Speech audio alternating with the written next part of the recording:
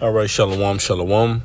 I'm going to start by giving infinite honors and praises to Yahweh, Bahashem, Yahweh Shai, Bahashem, Harakhakwadash. Double honors to my teachers, the apostles and the elders of Great Millstone, who rule well and are worthy of their double honors.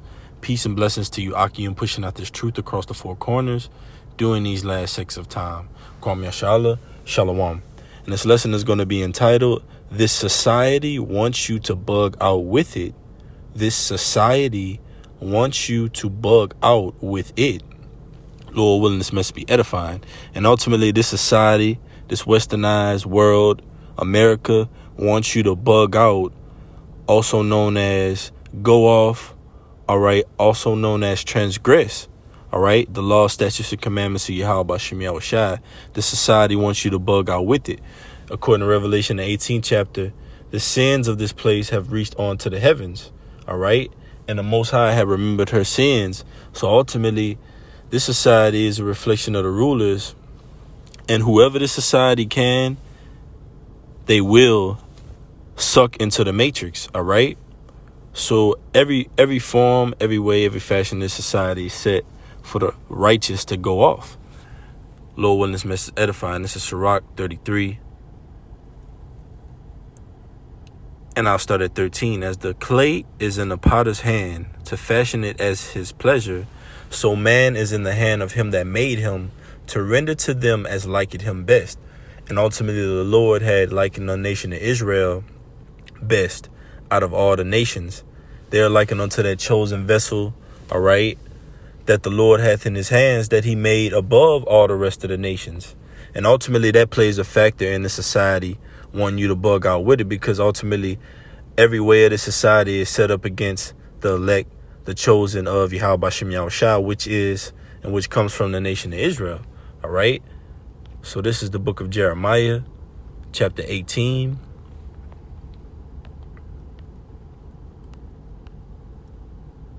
And I'll start at 1. Jeremiah 18:1. The word which came to Jeremiah from the Lord Yahweh, saying, Arise and go down to the potter's house, and there I will cause thee to hear my words.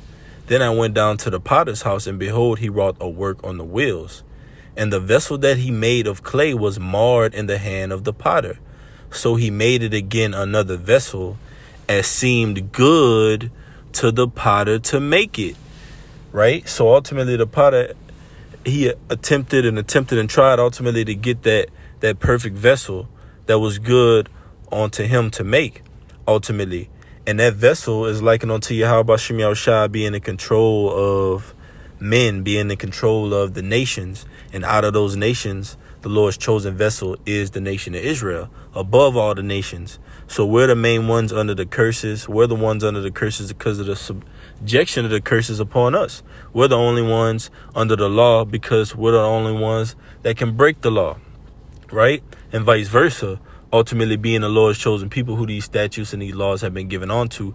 That's why evil is set against us, because we're set to ultimately upkeep good, to uphold good. Therefore, evil pursues us in every shape, form, or fashion. In the nations, starting with Esau, Edom, and the ways that this society is set up. All right. But ultimately being that chosen vessel of Yahweh Bashem Yahweh Shai, all right, we are to remain honorable, not to be going off in the ways of this society. All right. The scriptures say that if ye were of the world, the love of the Father would not be in you. And the world actually hates us because we are of Yahweh Bashem Yahweh Shai. All right. So this society wants you to bug out with it.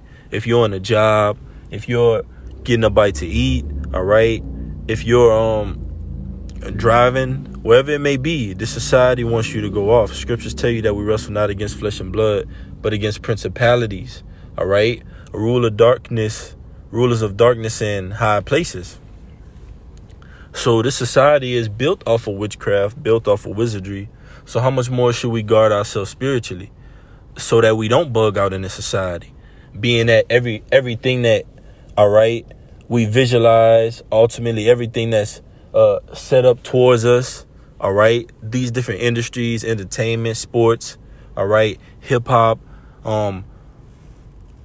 whether it be the acting industry, Hollywood, all right, whatever it may be. All these things are set up for snares against you so-called Native Americans, Latinos, and Negroes. All right? Especially here in America. Babylon, man.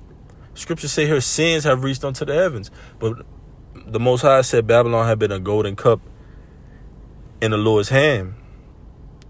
So America is ultimately in that trick bag. Don't be caught up in that trick bag with America. All right? So it says, then the word of the Lord came to me saying, O house of Israel, cannot I do with you as this potter? You see? So why, out of all the nations, the Lord is addressing Israel, all right, as being his work, okay, that he set forth to be for good. It says, verse 6, O house of Israel, cannot I do with you as this potter? Saith the Lord Yahweh, behold, as the clay is in the potter's hand, so are ye in mine hand, O house of Israel. So why didn't the Lord say, O house of Edom, so you're in mine hand? Or O house of Ammon, so you're in mine hand? O house of Japheth, so you're in mine hand? The Lord specifically chose Israel, all right? We're that chosen vessel of Yahweh B'Shem Yahushua. So we're being subjected unto these different principalities coming up against us, trying to take us off of our spiritual pivot, trying to ultimately gain us with the filth of this world, man. All right. So the Lord said, we're that clay in the potter's hand. And the Lord fashioned us and did what? Ultimately made us and exalted us above the other nations. All right. This is the book of 2 Timothy chapter 2. Verse 20, it says, but in a great house, there are not only vessels of gold and of silver, but also of wood and of earth. You see, gold and of silver being likened unto the nation of Israel, the Lord's chosen. And that's why the nation of Israel, they're likened unto that clay in the potter's hand that the Lord has fashioned and said, okay, well, this is good. This is my work. All right. That vessel of gold and of silver. It says, but also of wood and of earth. You see, the opposite of that, and some to honor and some to dishonor. So let's go to that in the NLT. All right. 2 Timothy 2 and 20 in the NLT. And it reads on the right hand side of the screen, it reads, in a wealthy home, some utensils are made of gold and silver, and some are made of wood and clay. The expensive utensils are used for special occasions, and the cheap ones are for everyday use. So the Lord exalts the nation of Israel above the other nations. That's why the world is set up against us in such a way. All right. That's why the world is set up against us and pursuing us as death, because the Lord has it ultimately set up against and set up that way at this time. Let's go to it. So let's go back. Sirach 33. And I'll start at 13. As the clay is in the potter's hand to fashion it as his pleasure, so man is in the hand of him that made him to render to them as liketh him best. And the Lord likened the nation of Israel best out of all the other nations.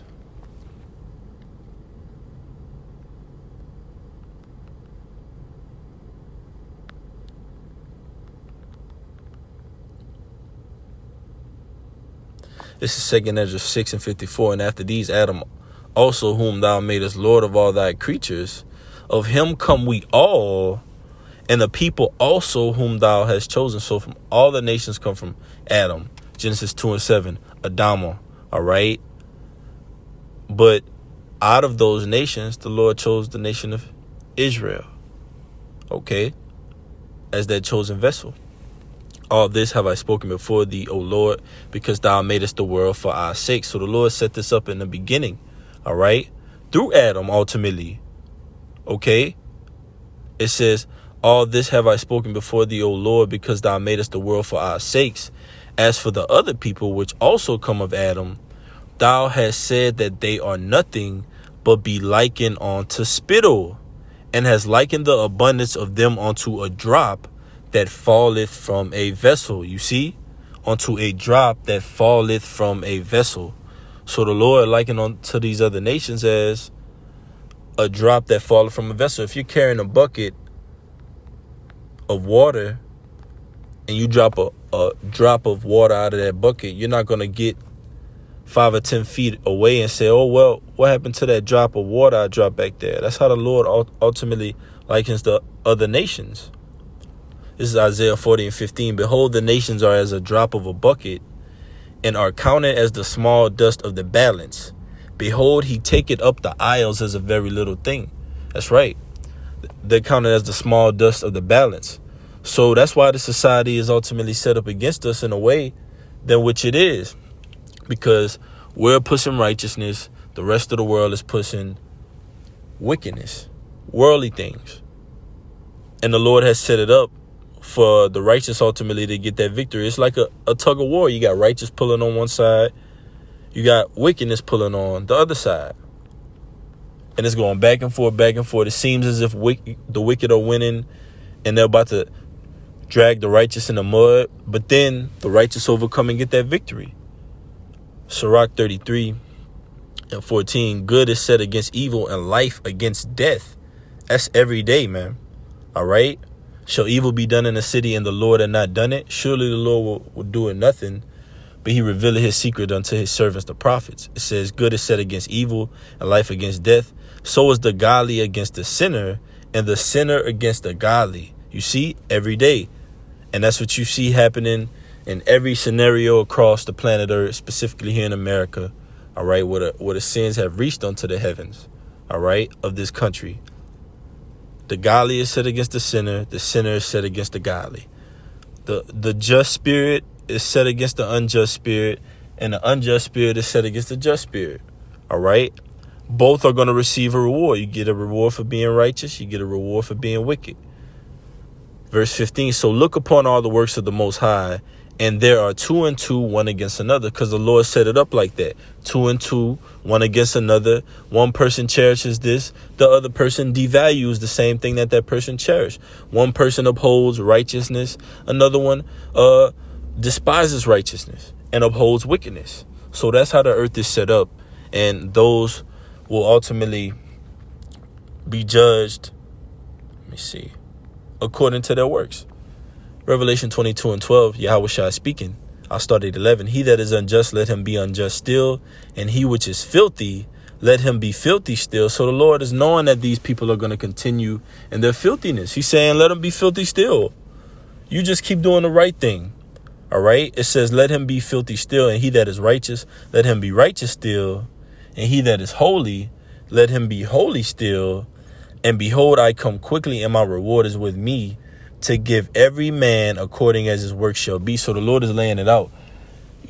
Be holy, be unrighteous, be just, be unjust.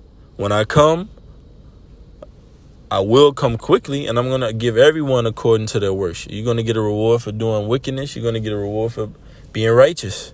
The righteous are going to get salvation, those crowns of life. The wicked are going to get that lake of fire, man. All right.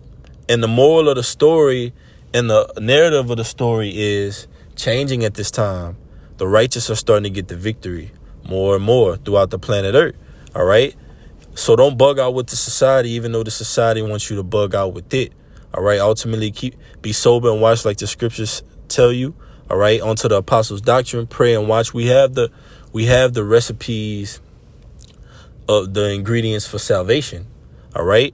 All we have to do is keep eating. Lord willing, this message was edifying. I'm going to give infinite honors and praises to Yahweh, Bahashem, Yahweh Shai, Bahashem, Harachak Wadash. That's the Heavenly Father and the Son by their true Hebrew names. Double honors to my teachers, the apostles and elders of Great Millstone. Peace and blessings. Until next time, Kwam Yashala. Shalom.